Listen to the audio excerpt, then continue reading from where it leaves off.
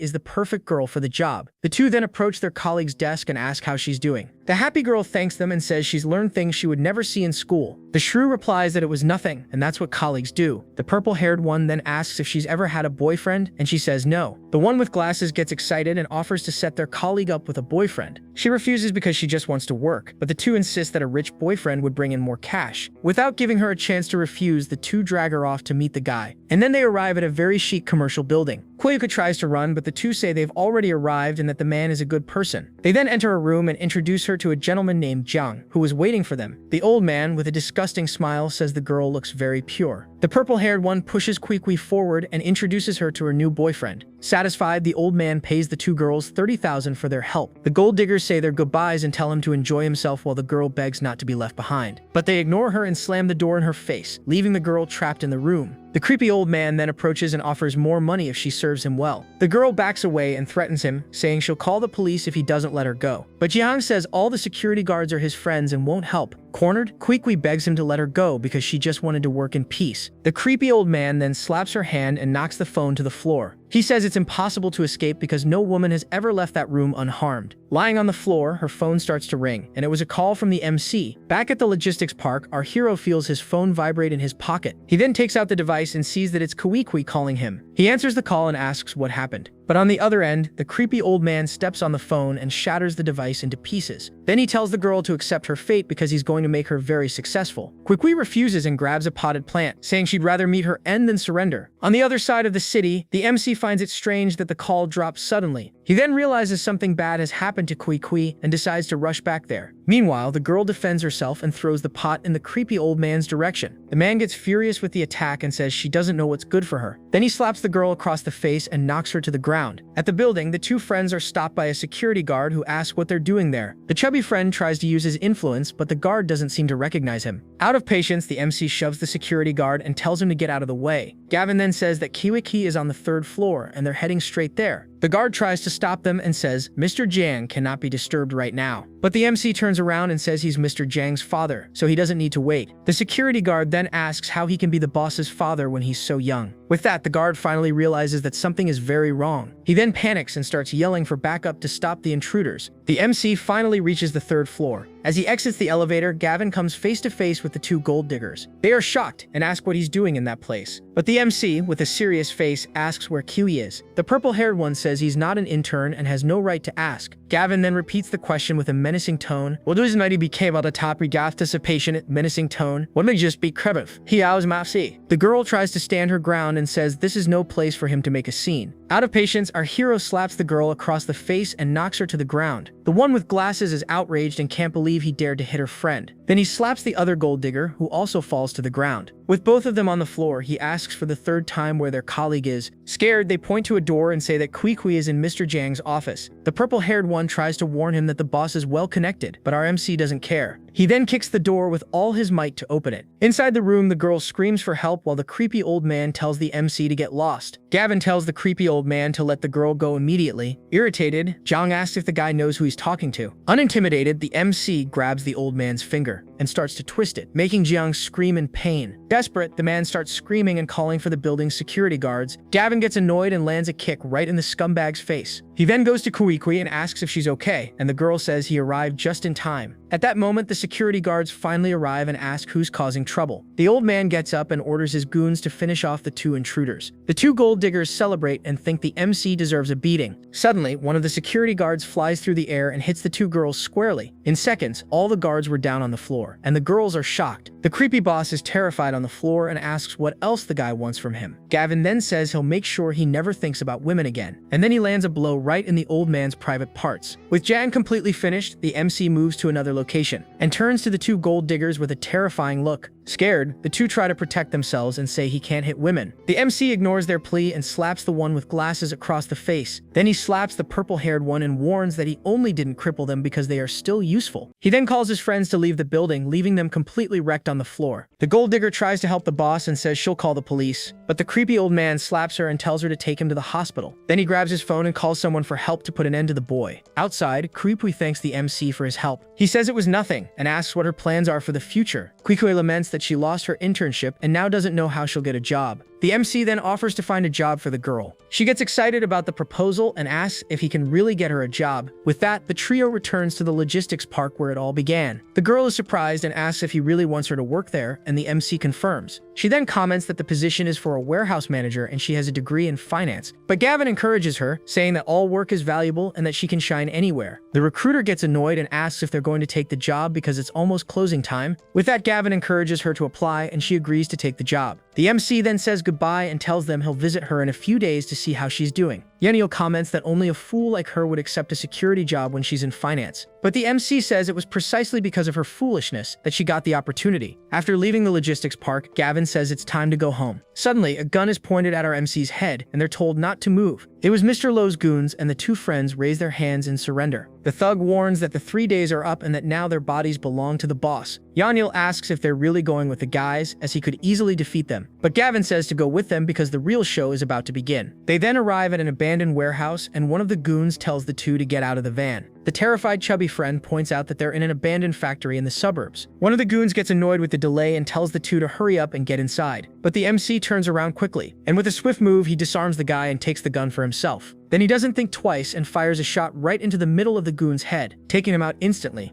Seeing this, all the goons go on alert, but he is faster and takes them all down with precise shots. The chubby friend's jaw drops and he praises him, saying he's an elite marksman. The MC then hands a magazine of bullets to Yahello to defend himself if needed. He remembers that in the apocalypse, he had no powers, so he trained his aim to survive. Yahello holds the gun awkwardly and tells Gavin he doesn't know how to use it. The MC then asks if his friend plays shooting games, and Yahello proudly replies that he's a pro. With that, Gavin suggests he pretend he's playing one of those games right now to feel more confident. The scene then cuts to the inside of the warehouse where a truck is parked and several people are unloading goods. Upon seeing the truck, Yahello recognizes the Ziwei Biotech logo, questioning why one of the world's top 3 biocorporations would be there. At this, the MC reveals that in his past life, Ziwei Biotech was hailed as the savior of humanity, but he now suspects they aren't as simple as they seem. Suddenly, 2 guards in military uniforms notice the duo's presence and shout, asking who's there. But our boy is faster and fires his gun, hitting both guards. Then he approaches one of the bodies and takes an ID card, confirming that they were indeed Ziwei Biotech employees. Inside the warehouse, a blonde woman talks to Mr. Lowe, saying it was a pleasure doing business and that Ziwei Biotech is very pleased with the fresh parts he provided. Mr. Lowe replies that the honor is his, and mentions that 2 more fresh and living parts will arrive soon to complete the set of 6. At that moment, he turns and is surprised to see Gavin and Yahello approaching. With that, he introduces them to the woman as the last 2 parts of the batch, ironically asking if she's satisfied with them being alive and kicking. The woman from Ziwei Biotech then becomes intrigued and asks Mr. Lowe why the parts are carrying guns. Mr. Lowe is surprised to realize they are armed,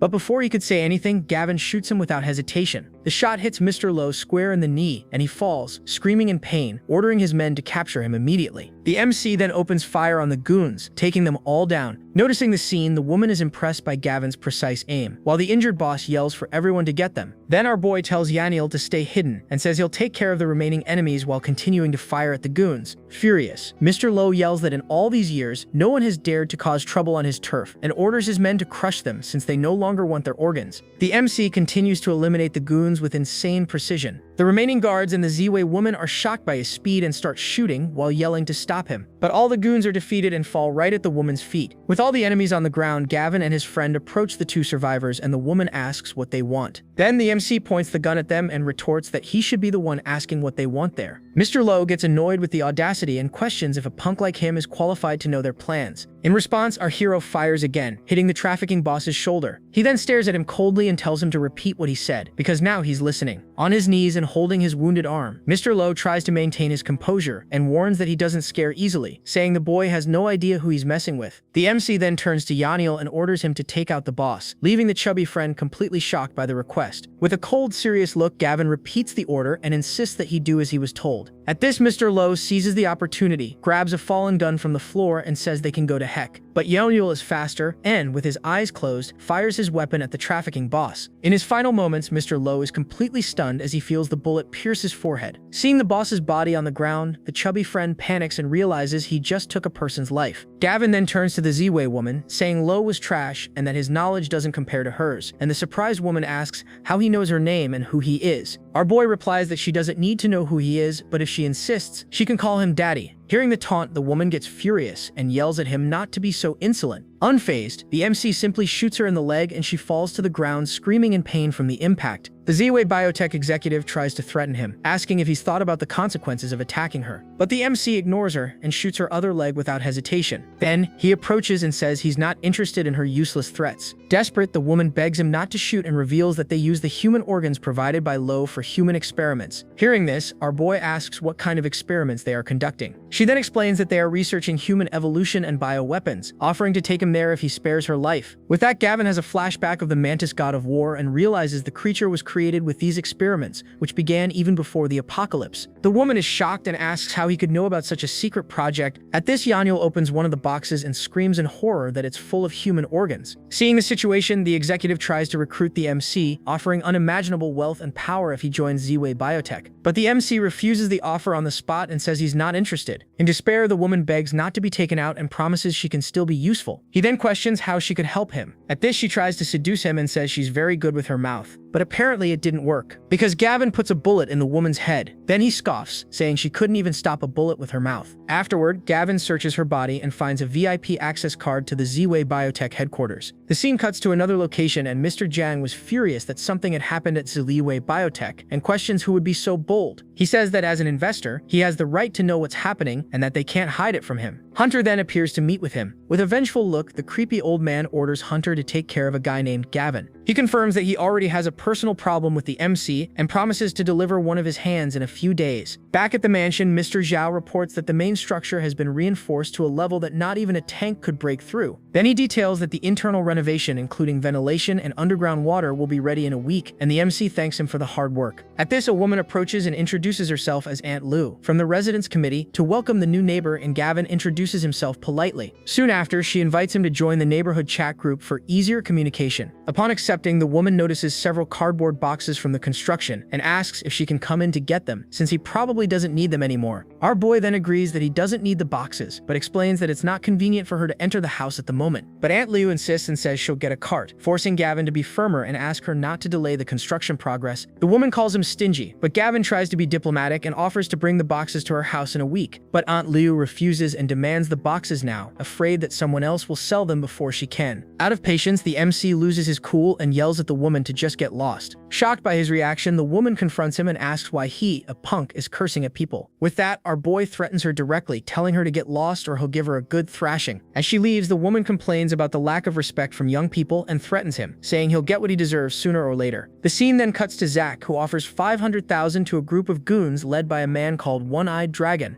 The one-eyed dragon says the young master is very kind and that as employees of the vast dragon group, it's their duty to serve. But Zack insists it's a personal matter and that his only demand is that they make Gavin Clark disappear from the world, leaving no evidence. With an evil smile, the one-eyed dragon introduces himself as a professional hitman and guarantees that the MC will vanish without a trace that very night. While watching the assassins leave the room, he gives a serious look and says that Gavin has no idea of the power behind him and that he could end him with a snap of his fingers. The scene then changes to a luxury hotel at night, and the one-eyed dragon's boss asks if he's sure about this. And the goon confirms that Gavin is staying in the presidential suite of that hotel. The assassin's boss then orders everyone to stay alert for any movement and not let the boy escape. Meanwhile, inside the suite, our MC relaxes on the sofa and thinks that everything has been going according to plan since he was reborn. He reflects that in 3 days, the most important stage of the plan will begin, and its success will define everything. Suddenly, Gavin notices a noise coming from outside the room. And on the other side of the door, the one-eyed dragon slowly approaches the suite with a gun in hand. Noticing the movement, the MC concludes that it must be the goons sent by Zack and decides to play along with their game. On the other side of the door, our boy hears the invasion plan but realizes there's more than one group of enemies approaching the location. At this, Hunter's gang arrives and one of the goons underestimates the target, but Hunter warns him not to be careless, as Gavin has already defeated and robbed another group before. Then one of Hunter's men shows a tranquilizer gun, assuring the boss that this time they are well prepared for the mission. With that, Hunter gives the final order to his men and tells them to beat Gavin to a pulp and then cut off one of his ears to send as proof to Mr. Jang. Inside the suite, the MC smiles and says the day is getting lively and decides to have a little fun, then turns off the room's lights. Seeing the lights go out, the one-eyed dragon assumes the target is asleep and orders his men to storm the room immediately. On the other side, Hunter's gang also sees the lights go out and with the same assumption advances into the suite. The two groups of assassins then enter the dark room from opposite sides, unaware of each other's presence. Soon after, the one-eyed dragon notices movement in the darkness and signals his men to stop, warning that there's someone ahead. The assassin then points his gun at Hunter's silhouette and orders him to stay right where he is, mistaking him for his target. Hunter then retorts and says that he's the one who shouldn't move an inch. With that, the one-eyed dragon gets annoyed by the audacity and asks how the punk dares to be so arrogant with him. Hunter yells back, questioning if the other guy got the script wrong, since he was supposed to be the one saying that. The one-eyed dragon then calls him a talker and assures him that he won't leave there alive today. Furious with the arrogance, Hunter complains that the kid acts as if he's also there to kill and orders his men to eliminate him. On the other side, the one-eyed dragon also loses his patience and yells for his goons to take out the target. Then the two groups of assassins start shooting at each other in the darkness, each believing they are fighting the target and his backup. One of the one-eyed dragon's goons warns the boss that the kid has backup and tells everyone to grab their weapons. At the same time, one of Hunter's men screams in desperation that the target has a lot of backup and orders everyone to open fire. From a safe spot, the MC watches the chaos with a smile and thinks about letting the fools play their little games. After the intense shootout, the one-eyed dragon leans on the light switch, accidentally turning it on, and celebrates finally taking down all the enemies. With the lights on, Hunter, also wounded on the floor, recognizes the assassin and asks what the one-eyed dragon is doing there. The one-eyed dragon then recognizes Hunter Walsh and asks what he's doing there and where the punk Gavin is, to which Hunter yells that he was about to ask the same thing, as he's also there to take out the boy. At this, the two gang leaders realize they've been tricked and the one-eyed dragon screams in rage, concluding that Gavin probably escaped a long time ago. 3 days later, Yahello approaches the MC to give him some news, and Gavin asks what happened. The chubby friend then reveals that Counselor Chi Changdong used his connections to get him expelled from school, but Gavin just laughs and says a diploma will be useless in the apocalypse. Yahello insists that he can't stand the smug look on the counselor's face, who is currently bragging in the class chat group. The confident MC says he has a way to deal with him. Then we see the class chat, where Counselor Chi Changdong announces the expulsion of Gavin Clark for disruption and assault, with the bully Wang Da celebrating and the counselor himself mocking Gavin publicly. Reading the taunting messages in the group, our boy makes a serious face and sends a picture of a middle finger and calls Counselor Chi Changdong an idiot in the class group. With that, the professor gets furious at the audacity and calls him an unemployed bum, threatening him to just wait. Then Gavin sends a message to all members, formally reporting Chi Changdong for having a long-term affair with Principal Lee's wife and indicating the meeting places and surveillance footage as proof. Reading the message, Yahello is shocked by the explosive news and asks his friend how he knew all that. The MC then reveals with a smile that, in his past life, he and the counselor were trapped together in the school during the apocalypse, and Chi Changdong himself confessed everything when human morality collapsed. Desperate, the counselor orders in the chat for the admin to dissolve the group immediately and threatens anyone who dares to leak the messages. Seeing his panic, Yahello laughs and decides to post the chat logs on the school forum right away. Soon after, our boy says it's time to go, as they have important business to attend to, leaving the chubby friend curious. At this, the MC asks if Yahello's father still doesn't believe him, and the friend confirms, saying he's one step away from being committed to a psychiatric hospital. Gavin then assures him that after they handle their business, he will go with Yahello to see his father, and then he will finally believe everything.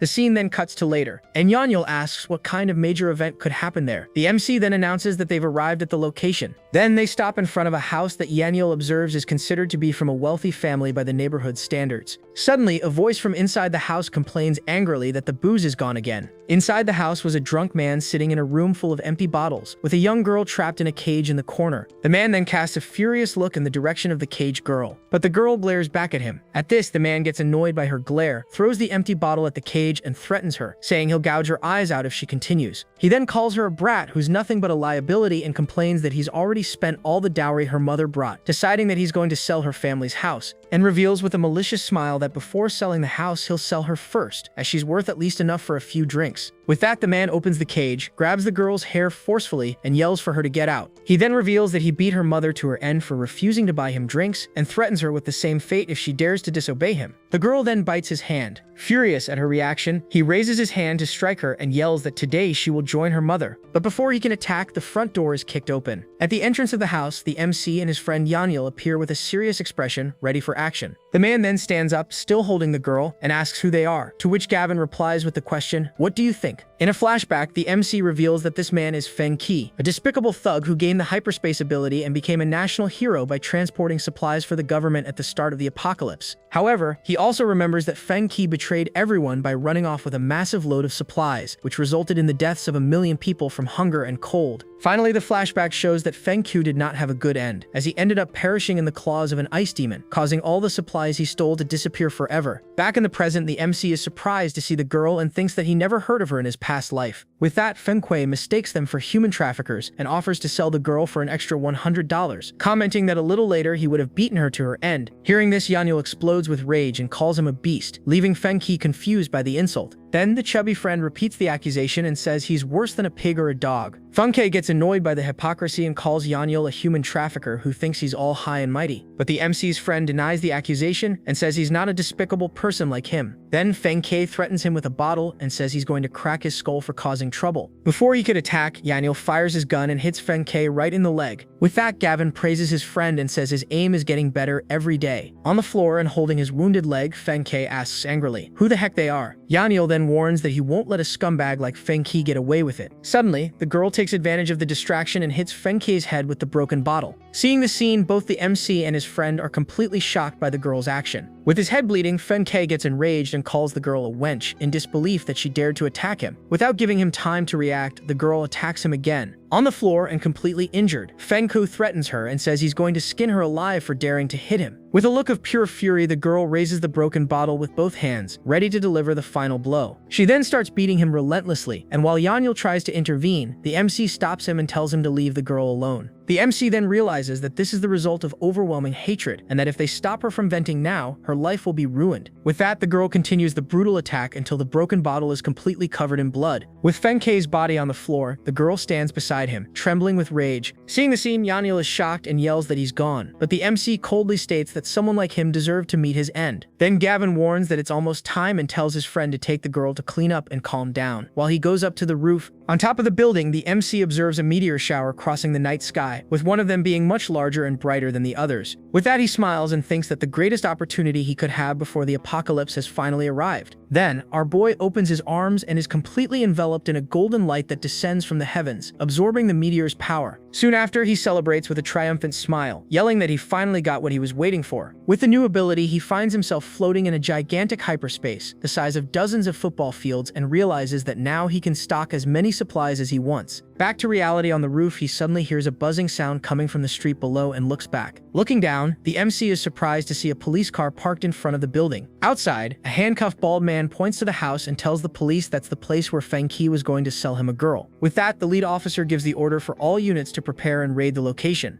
Meanwhile, inside the house, the girl is already clean and in new clothes. Yahello comments that now that she's clean, the little sister is actually very cute. Then the MC warns that the authorities are outside, and the chubby friend panics, remembering that the body and the weapons are still with them. But our boy calms him down and says that while before their only option was to run, now the story is different. With a subtle gesture, he uses his new hyperspace ability and makes Fenkui's body disappear right in front of Yahello, who is shocked by the scene. Soon after, the police kick the door down and yell for everyone to freeze. The lead officer then points his gun at them and asks who Feng Ke is, and the bald man says that none of them is Feng Ke. The officer then turns to the two guys and asks what they are doing in that place. The MC then introduces himself as Gavin and lies, saying he's a distant cousin of the girl and just came to check on her. Then Yahello also introduces himself and says he's just a classmate who came along with his friend. The officer then kneels to talk to the little girl and in a gentle tone asks what her name is, and the girl replies that her name is Zishi. At this, the officer points to our hero and asks Sixi if she really knows him. The girl then confirms the MC's story and says that he is her cousin, because her mother had told her about him. Satisfied with the answer, the officer says goodbye and tells them to contact him immediately if they have any leads on Fenkuei. Seeing the police leave, Yahello sighs in relief and says they finally got out of that one, suggesting they leave right away. But as he turns to leave, the girl Zixi stops him. With that, Yahello realizes they almost forgot about Sixi and wonders what will happen to her now that Fenkuei is gone. Then the MC turns to the girl and asks if she wants to go with them. Sixi then nods her head and agrees to go with them. Yahello insists that they take her, and Gavin agrees, but warns that he doesn't support freeloaders. Then he tests her and asks if she knows how to make instant noodles. With an excited smile, the girl confirms that she knows how.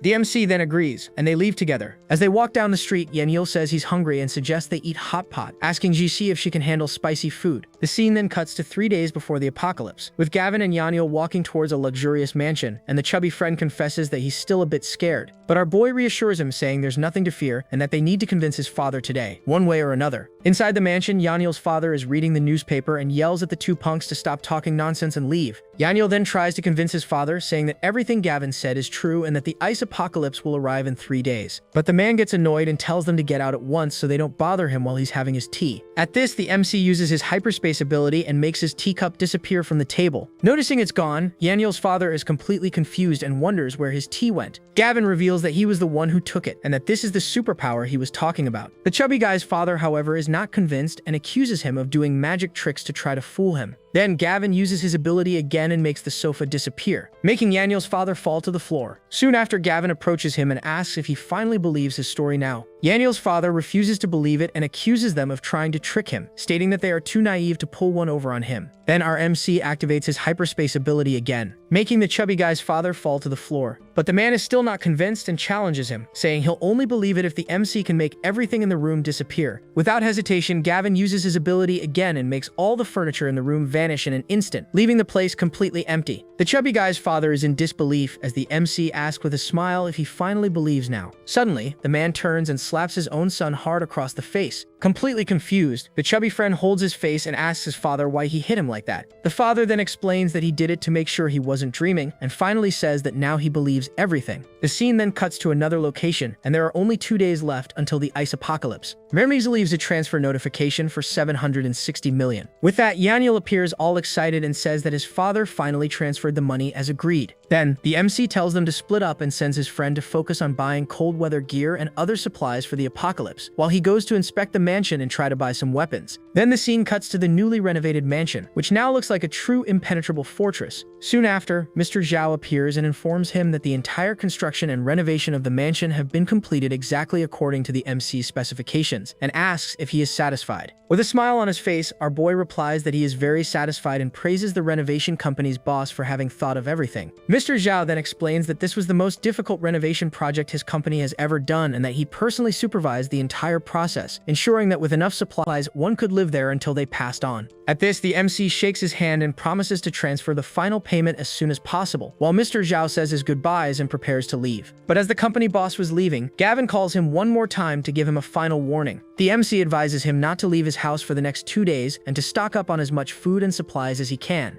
Mr. Zhao is curious about the warning and asks if a typhoon is coming, and Gavin confirms that it's a super typhoon that only happens once every century. With that, the renovation company's boss agrees to listen to him, saying that since he's been exhausted lately, it will be a good chance to rest for a few days. Soon after, several huge trucks arrive and park in front of the MC's mansion, bringing a massive amount of supplies. At this, the chubby friend appears in one of the trucks and announces that he's back with the supplies, assuring him that he bought the best and most expensive things he could find. Then Gavin tells him to bring everything inside the mansion so he can store all the items in his hyperspace. Outside, a woman and her grandson watch the scene and she wonders why they bought so many things, questioning if they're going to open a supermarket at home. Seeing one of the boxes, her grandson points to a picture of candy and asks his grandmother for a lollipop. The grandmother then agrees and picks him up so he can grab a lollipop from the top of the supply box. Suddenly, Yahello approaches the MC with a worried look and says he's run into a problem, leaving Gavin curious. And then the chubby friend desperately complains that the problem is not being able to spend all the money, as he hasn't even spent 100 million of the total. With that, the MC gives his friend a new mission and says he'll give him the addresses of some large granaries for him to go and buy all the grain he can find there. In a flashback, Gavin remembers that in his past life, the grain from those granaries was stolen by a group of villains, and he is determined to cut off their evil path this time. Suddenly, one of the delivery guys approaches and informs him that there's a final batch of crossbows they couldn't move because an elderly lady won't let them pass. Arriving at the location, they find Aunt Liu trying to open one of the boxes with a box cutter, while her impatient grandson yells for her to hurry up as he wants to eat what's inside now. At this, the MC appears behind her with a serious expression and asks what she's doing. The woman then turns and with a fake smile, says that since he bought so many things, her grandson wants a lollipop and asks if he minds. But our boy glares at her with a cold look and replies directly that yes, he minds. Aunt Liu then gets annoyed and calls him stingy, saying that taking a lollipop will serve as an apology for what happened last time, and still demands that he leave all the boxes for her to take. Out of patience, Gavin tells her to just get lost and leave. Furious, the woman gets worked up and says that as the vice director of the neighborhood committee, she can take things from anyone's house and accuses him of ruining the neighborhood's harmony. Suddenly, her grandson climbs onto one of the boxes and celebrates having gotten the lollipop. With that, Gavin loses his patience completely and yells at the woman to get her grandson off the box immediately. But the spoiled brat refuses to get down, calls him a villain, and threatens to destroy him in the name of the monsters. Then, our hero rolls up his sleeves and yells at the brat to get down from there right now. But the old woman stops him and tells the MC to stay far away from her and her grandson. However, while jumping on the box, its lid gives way, and he ends up falling inside. Unfortunately for him, that box was full of crossbow bolts, and several of them end up sticking in his backside. Feeling the pain of the bolts, the boy starts screaming desperately that it hurts a lot. The grandmother then runs to pick him up, while the grandson continues to cry and complain about the pain in his backside. Watching the scene with a satisfied smile, the MC simply says that they had it coming. Furious, Aunt Liu threatens the MC, saying he hurt her grandson and will have to compensate her, vowing to come back to settle the score. With that, she leaves with her grandson while the MC watches the scene, and in the distance, his ex-girlfriend Xenia and a friend observe everything from a balcony. The redhead then questions what Gavin is doing buying so many supplies. At this, Xenia's best friend, Yang Ziking, comments that he's crazy for stocking up on so much stuff in the heat and wonders if he's not afraid of it all spoiling. The ex-girlfriend then tells them not to worry because Zach will take care of him, and then invites her friend to go to the beauty salon. The scene cuts to the logistics park, and it was one day before the apocalypse. There, the chubby friend celebrates that all the money was spent on buying 5 entire granaries, an amount of food that would last forever. Soon after, the MC tells his friend that after meeting with Kutli, the first thing they'll do is collect all the grain.